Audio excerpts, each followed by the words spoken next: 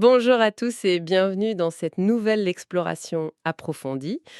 Aujourd'hui, on se lance une mission très spécifique, presque un jeu de rôle en fait. C'est ça, un jeu de rôle médical. Bonjour à tous. Et je suis ravie de plonger là-dedans avec toi.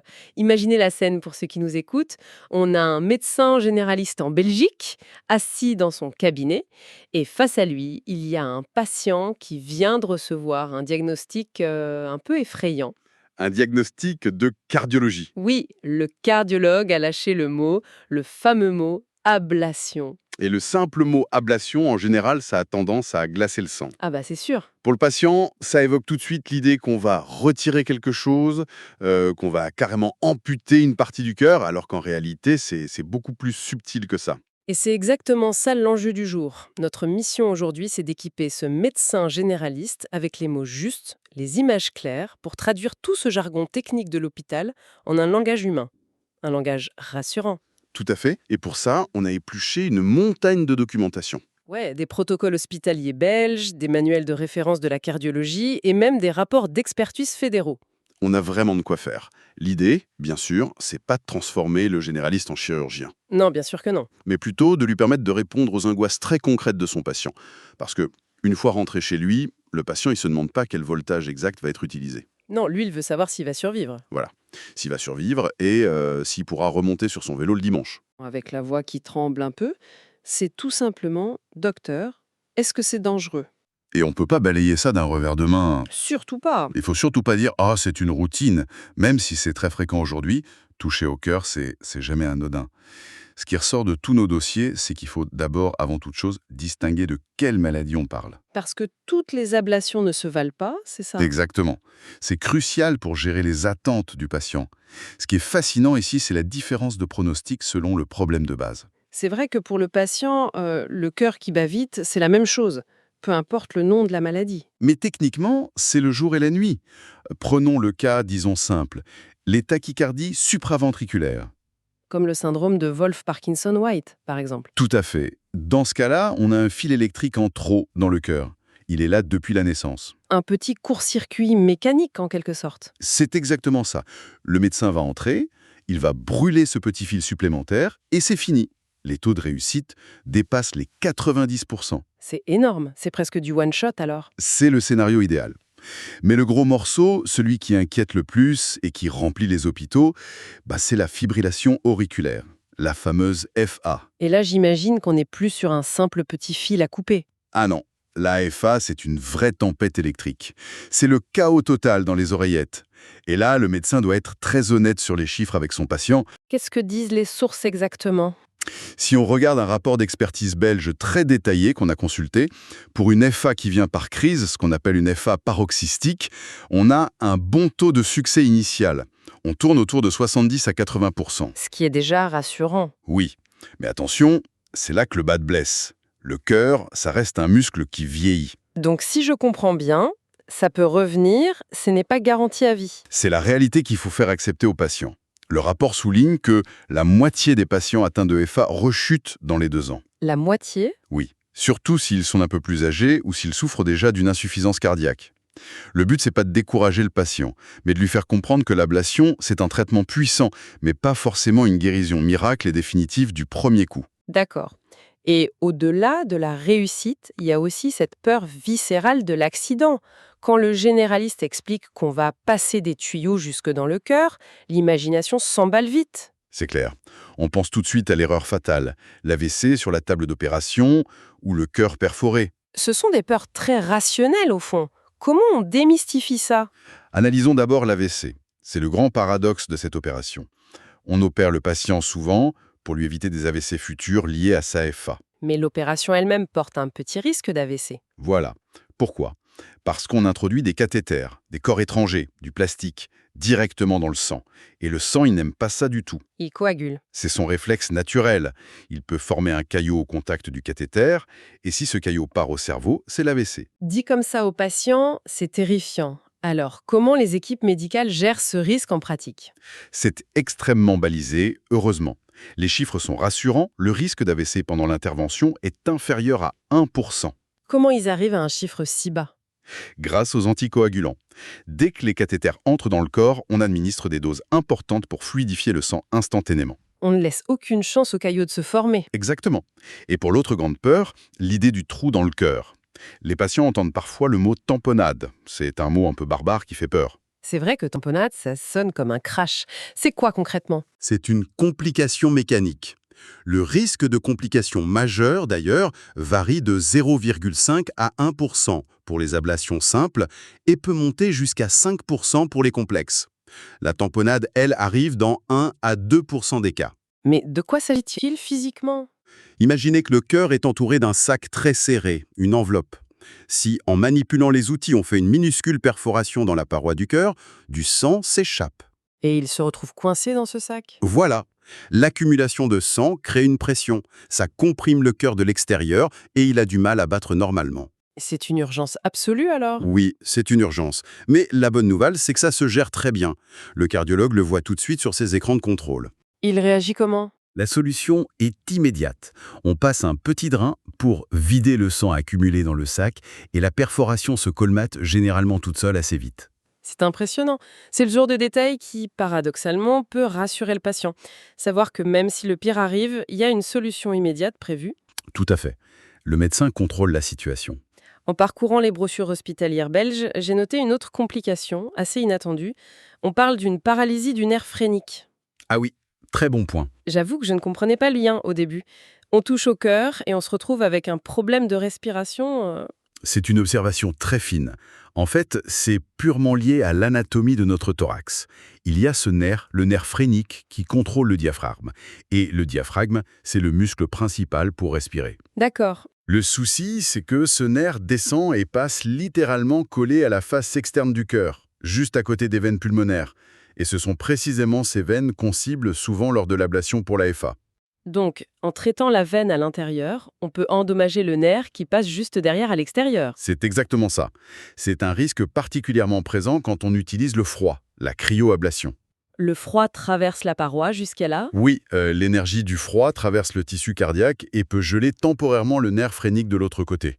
Et si le nerf est gelé, le patient arrête de respirer sur la table? Non, pas d'inquiétude, car nous avons deux nerfs phréniques, un à gauche, un à droite. Si l'un est touché, le patient va surtout ressentir un essoufflement à l'effort après l'opération. Son diaphragme ne bouge plus que d'un côté? Voilà. C'est handicapant, c'est sûr. Mais la plupart du temps, ça se résorbe spontanément. Le nerf récupère sa fonction en quelques semaines ou quelques mois. Tu as mentionné le froid. Ça nous amène à une question très fréquente des patients. Ils lisent des choses sur Internet et demandent aux généralistes « on va me brûler ou me geler ?» C'est vrai que les deux mots sont effrayants. Qu'est-ce que le patient va réellement ressentir? D'abord, il faut expliquer les deux techniques. La radiofréquence, c'est la brûlure. On utilise un courant à haute fréquence, 550 kHz, pour créer une minuscule lésion de moins d'1 centimètre. On chauffe le tissu point par point. Et la cryoablation? Là, on est sur de la congélation extrême. On utilise un ballonnet qu'on gonfle à l'entrée de la veine et la température chute jusqu'à moins 70 degrés Celsius. Avec la radiofréquence, le chaud, il est tout à fait normal de ressentir parfois une sensation de chaleur ou une petite pression dans la poitrine pendant l'intervention. Et ce n'est pas un signe que quelque chose se passe mal? Pas du tout. C'est juste le corps qui interprète les signaux. Le médecin généraliste doit vraiment prévenir son patient. Si vous sentez un peu de chaleur, ne paniquez pas. C'est normal. Et c'est là que ça devient vraiment intéressant, parce que ça soulève la question de l'anesthésie. Si le patient peut sentir de la chaleur, c'est qu'il est réveillé. Ça, c'est la grande question du déroulement technique. Éveillé ou endormi? Et la réponse, c'est ça dépend de l'intervention. Clarifions ça, parce qu'il y a beaucoup de confusion. Prenons le syndrome de Wolff-Parkinson-White ou une exploration simple. L'intervention peut très bien commencer par une simple anesthésie locale au niveau du pli de laine, là où on introduit les cathéters, accompagnée d'une sédation. Donc le patient est détendu, un peu dans les vapes, mais il n'est pas intubé. C'est ça, il respire par lui-même. Mais pour une fibrillation auriculaire, c'est une autre histoire. C'est une procédure qui dure entre 2 et 3 heures. Là, une anesthésie générale avec un tube dans la gorge pour assister la respiration est nécessaire. Le patient est totalement endormi. Absolument. C'est aussi le cas pour une technologie plus récente dont parlent les manuels, l'ablation par champ électrique pulsé. C'est très efficace, mais c'est très douloureux sur le moment, car ça provoque des contractions musculaires. Donc, anesthésie générale obligatoire. Imaginons maintenant le patient sur la table. Le généraliste doit lui expliquer le voyage au cœur du cœur. Par où on passe exactement? Le point d'entrée classique, c'est la veine fémorale. Dans le pli de laine au niveau de la jambe. Exactement. Le cardiologue introduit une gaine et fait remonter les longs cathéters jusqu'au cœur en suivant le chemin naturel des veines. Mais il y a une étape clé qu'il faut expliquer. Laquelle? Pour traiter la fibrillation auriculaire, la cible se trouve souvent autour des veines pulmonaires, qui sont connectées à l'oreillette gauche. Or, le cathéter arrive par le sang veineux dans l'oreillette droite. C'est tout le problème. L'oreillette droite et l'oreillette gauche sont séparées par une paroi, le septum. Pour passer de l'autre côté, le cardiologue doit utiliser une longue aiguille et percer littéralement cette paroi. C'est fascinant et un peu vertigineux. Il perce un mur à l'intérieur du cœur. On appelle ça la ponction transseptale. C'est un geste très technique, mais parfaitement maîtrisé. Ça permet d'accéder à l'oreillette gauche pour aller faire l'ablation autour des veines pulmonaires. Une fois que c'est fait, on retire les cathéters, l'opération est terminée, et là on aborde une section cruciale pour le patient. L'impact sur la vie quotidienne, le fameux après. Et ça commence dès la salle de réveil, avec une contrainte immédiate que les patients détestent souvent plus que l'opération elle-même. L'immobilité totale. Strictement couché sur le dos. Les sources disent pendant 4 à 6 heures, la jambe tendue, sans même avoir le droit de surélever le lit à plus de 30 degrés. Ça paraît extrême comme précaution. Si on relie ça à une vision plus globale de l'intervention, c'est très logique. On a introduit de gros cathéters dans la veine fémorale. Le trou dans le vaisseau est assez large. Donc si on plie la jambe, Le bouchon de coagulation risque de sauter. Le but de cette immobilité stricte, c'est d'éviter un hématome au point de ponction. ce qui arrive quand même parfois, hein. Oui, dans 1 à 2% des cas, on peut avoir un hématome assez douloureux, donc on ne plaisante pas avec l'immobilité les premières heures. Ça nous amène au retour à la maison. Prenons un cas concret très fréquent en Belgique. Le patient sportif ou disons le cycliste du dimanche. Il rentre chez lui, il se sent bien. Sa préoccupation majeure, c'est la reprise de l'effort. Le médecin généraliste va souvent entendre ça. Quand est-ce que je peux reprendre le sport? Et les directives sont très claires à ce sujet. Très clair, oui. Dans les jours qui suivent, il faut éviter de porter des charges lourdes. Il faut éviter de trop marcher. Et surtout, la règle d'or, il faut absolument éviter de rouler à vélo. C'est intéressant de préciser pourquoi. Les patients pourraient penser que c'est pour protéger leur cœur, que le cœur est trop fragile pour l'effort. Pas du tout. C'est un mythe qu'il faut dissiper. L'interdiction du vélo n'a rien à voir avec le rythme cardiaque. C'est uniquement mécanique. C'est encore cette histoire de veine fémorale. Exactement. Le mouvement de pédalage sollicite énormément le pli inguinal, là où la veine a été ponctionnée. En pliant et dépliant la jambe sans cesse sur un vélo, on risque de rouvrir la plaie vasculaire. Donc, patience pour le vélo. Un autre motif de consultation fréquent pour le généraliste dans les jours qui suivent, ce sont les palpitations. Le patient revient paniqué. « Docteur, mon cœur bat de travers, l'opération a raté. » C'est un grand classique. Et là, le rôle du généraliste est d'être extrêmement rassurant. Ressentir des palpitations précoces après une ablation, ça ne signifie en aucun cas que l'opération a échoué. Il y a une période de flottement en fait. Oui, on appelle ça la période de cicatrisation. Le cœur vient de subir des brûlures ou des gelures. Il est inflammatoire. Il faut attendre entre 4 et 12 semaines pour laisser le temps aux effets de l'ablation de se stabiliser. C'est long, jusqu'à 3 mois d'attente pour voir le vrai résultat. C'est pour ça qu'il ne faut pas tirer de conclusions hâtives si des arythmies surviennent pendant ce délai. Le tissu est en train de se modifier, de cicatriser. Ce qui amène logiquement la question la plus espérée par le patient, celle qu'il pose dès qu'il se sent un peu mieux. Puis-je tout arrêter? Mes médicaments, je les jette? Et la réponse du médecin doit être ferme. Non, on n'arrête rien sans l'avis du spécialiste. Même les anticoagulants? Surtout les anticoagulants. Ils doivent être pris obligatoirement au moins 4 semaines après l'intervention. Et très souvent à long terme. Toujours pour prévenir ces fameux caillots. Voilà. Le risque de thrombose reste présent pendant la phase de cicatrisation de l'oreillette. Quant aux antiarythmiques, les médicaments pour le rythme lui-même, ils seront seulement réévalués après cette période de 12 semaines de stabilisation. Il faut vraiment faire preuve de patience. Alors qu'est-ce que ça veut dire au fond, pour les implications à long terme? On a créé une cicatrice dans le cœur. C'est le but de la manœuvre. Mais est-ce que cette cicatrice elle-même peut poser problème plus tard? C'est une excellente question, et c'est une réalité médicale. Oui, la cicatrice peut parfois devenir un problème. Comment ça se manifeste? Il peut y avoir une cicatrisation excessive, Si on traite l'embouchure des veines pulmonaires, le tissu cicatriciel peut se rétracter et créer ce qu'on appelle une sténose. Un rétrécissement de la veine. Exactement. Le sang a du mal à passer des poumons vers le cœur, et ça ne se voit pas tout de suite. Ça peut entraîner une toux persistante et des essoufflements des semaines, voire des mois plus tard. Ça peut ressembler à un problème pulmonaire classique. C'est là tout le piège pour le généraliste. Si un patient opéré d'une ablation revient 3 mois plus tard avec une toux inexpliquée, il faut penser à la sténose des veines pulmonaires. Mais j'imagine que les chirurgiens font tout pour éviter ça aujourd'hui. Bien sûr, les techniques ont beaucoup évolué.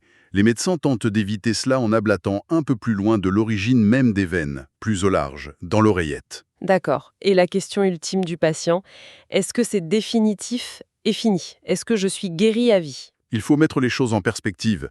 Pour l'AFA, comme on l'a dit au début, les troubles peuvent tout à fait réapparaître.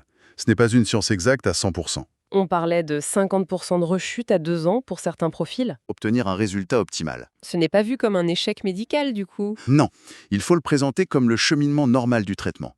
La première ablation modifie le terrain, calme l'orage principal, mais il faut parfois y retourner pour faire des retouches, pour fermer les petites fuites électriques qui restent. C'est un message très important pour ne pas que le patient se sente coupable ou désespéré si ça revient. Tout à fait. C'est une maladie chronique de l'électricité du cœur, on la gère sur le long terme. Cela nous donne une vue vraiment complète du parcours du patient. Avant de clôturer cette exploration, les sources soulèvent une question importante et assez fascinante sur notre rapport aux technologies du quotidien. Oui, on entre dans une nouvelle ère pour la cardiologie. On a beaucoup parlé d'hôpitaux, de cathéters, d'interventions lourdes, mais les documents pointent aussi vers des appareils qu'on a tous ou presque. Les montres intelligentes, les fameux wearables. C'est un changement de paradigme. Ces petits objets connectés au poignet peuvent désormais détecter ces troubles du rythme, parfois très subtils, de manière extrêmement précoce. C'est incroyable quand on y pense.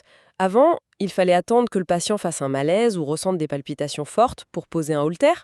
Alors qu'aujourd'hui, la montre surveille le pouls en arrière-plan en permanence. Elle peut alerter le patient d'une fibrillation auriculaire silencieuse.